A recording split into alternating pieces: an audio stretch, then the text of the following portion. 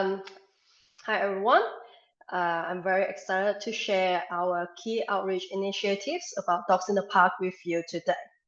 Before I start, I want to acknowledge the Wurundjeri Woiwurrung people of the Kulin Nation, the traditional custodians of the unceded lands where I'm recording today. I pay my respects to elders past and present and recognize their deep care for country, community, and all living beings. I honor the wisdom of the Wurundjeri Wurrung people in recognizing that animals are not separate from humans, but part of an interconnected ecosystem where the health of one impacts the health of all. In this spirit, I too commit to nurturing and protecting all life within our shared space. Before I start my presentation, I would like to give you a roadmap for this session. I will start with why these programs matters, and then give you an overview of what Dogs in the Park is. I will then outline our program goals and key elements, share some of the results and lessons we have learned, and finish with future directions and opportunities we are exploring. And of course, we will wrap up with some time for Q&A.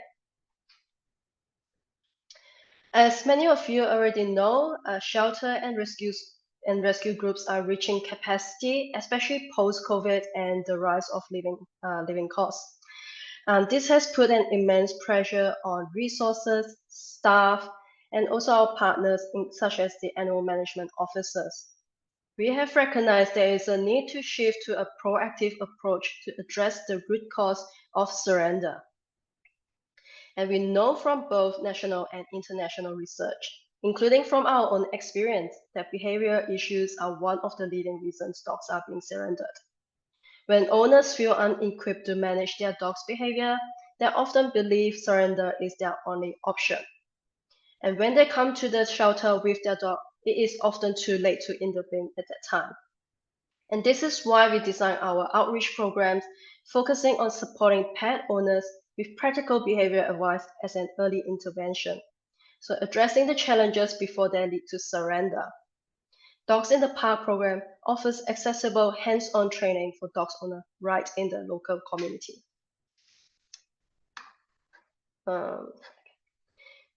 This graph shows the data we have collected from the Dogs in the Park registry. When people sign up for the event, they complete a short survey before the event. Out of 192 registrants, 110 told us that had never attended a dog training session before Dogs in the Park, and that is 57% of the registrant. This highlights that many dog owners have never had access to training before and have minimum knowledge on managing dog behavior. It reinforces the importance of education programs like Dogs in the Park as a form of early intervention to prevent surrenders. I would like to give you an overview of the program. So Dogs in the Park is a free community-based program designed to support dog owners through accessible training. It was started as a partnership with City of Melbourne in 2019, with their aim to increase the number of registered dogs that have undergone obedience training by 1% a year until year 2021. Because it was really well received by participants and council, we have decided to open it up to other councils. And some other councils have decided to take up the program, aiming to reduce dog incidents in dogs parks. It was successfully delivered in multiple council areas. Unfortunately, like many events, it was impacted by COVID and was put on hold. But I'm happy to say that it's now back up and running with strong interest from both public and partner councils. We have relaunched in recent years with a new lesson plan, a more structured format, a brand prize for council, in the hope of delivering even better outcomes for dog owners.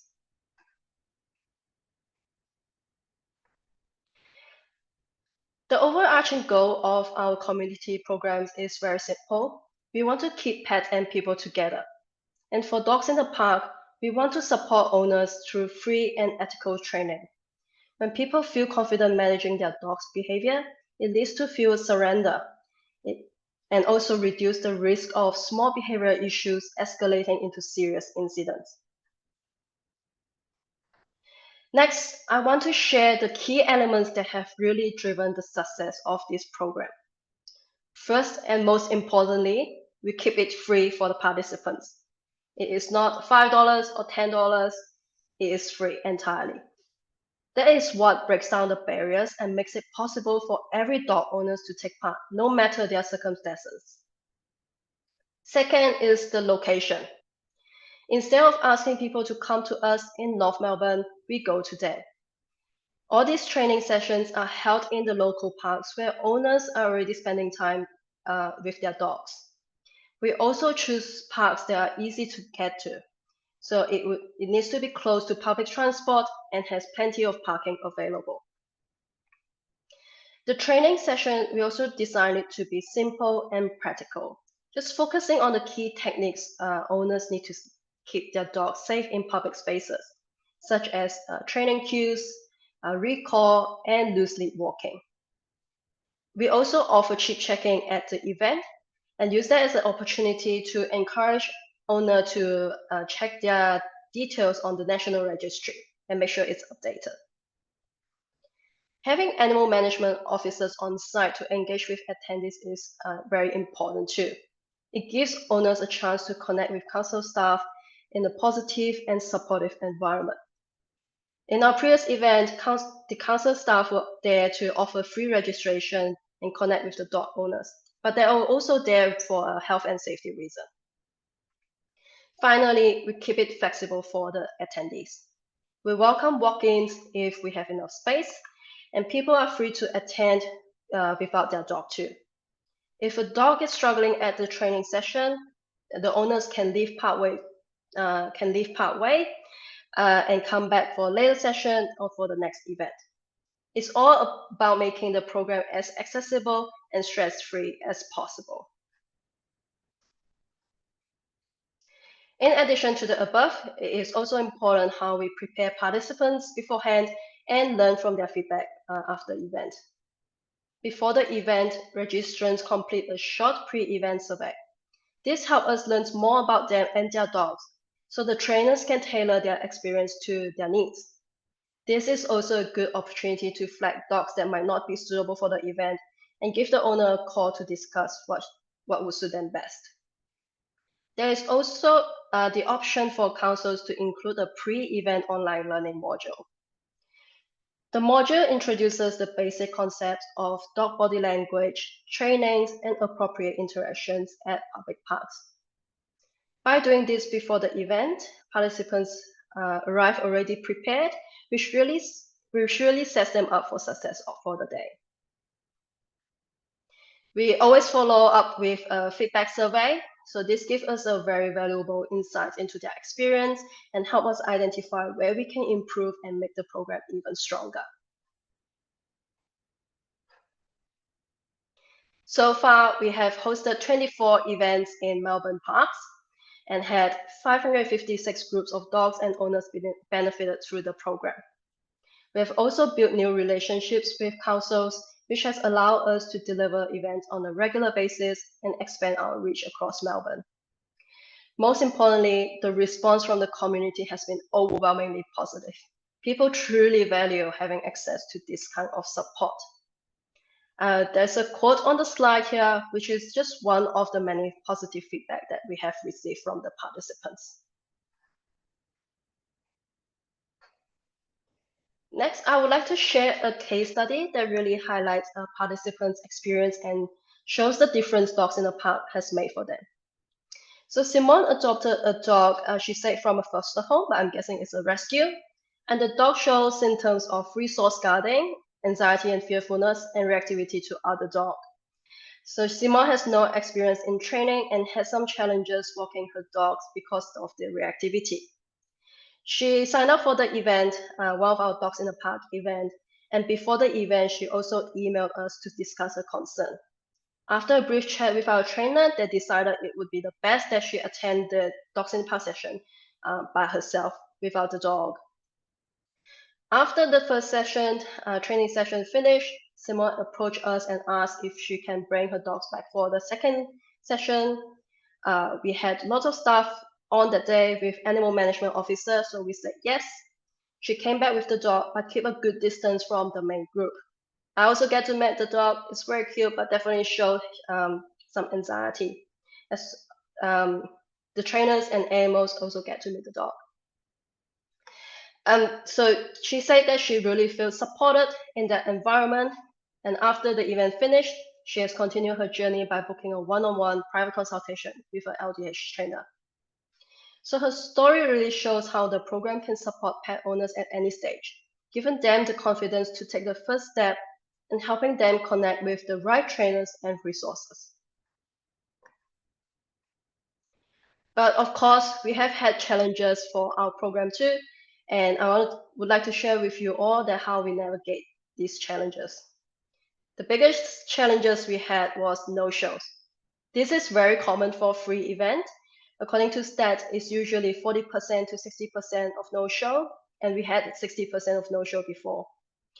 So to manage this, we sent out a lot of reminders to the participants pre-event. It's usually 5 days, 3 days, and the day before the event via email and via text. And sometimes we even call them to confirm if we have volunteers are available to help. We also overbooked the event by 50%. For example, one training session allowed 20 groups of owner and dogs, but we booked out like 30 spaces for them. We also use social media ads to help spread the word and boost turnout. The second challenge we have is funding. This is a very resource-intensive program and event, so it's not possible without the support from council.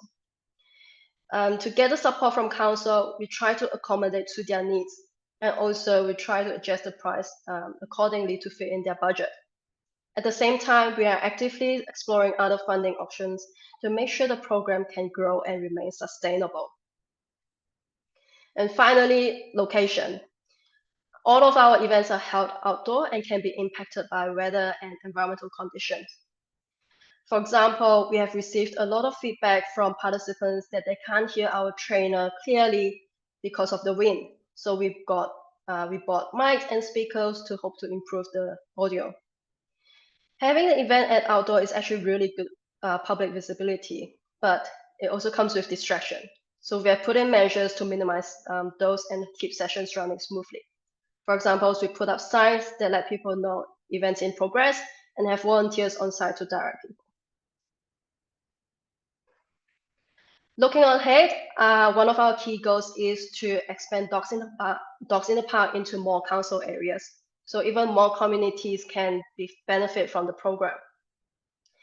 We would like, if we get funding, we would like to bring the program to lower socioeconomic area where access to affordable training and support can make the biggest difference. We have also heard from participants that they would like more support in some specific topics, such as reactivity, and we are exploring delivering workshops or webinars to meet those needs. And finally, we are open to new partnerships and collaborations.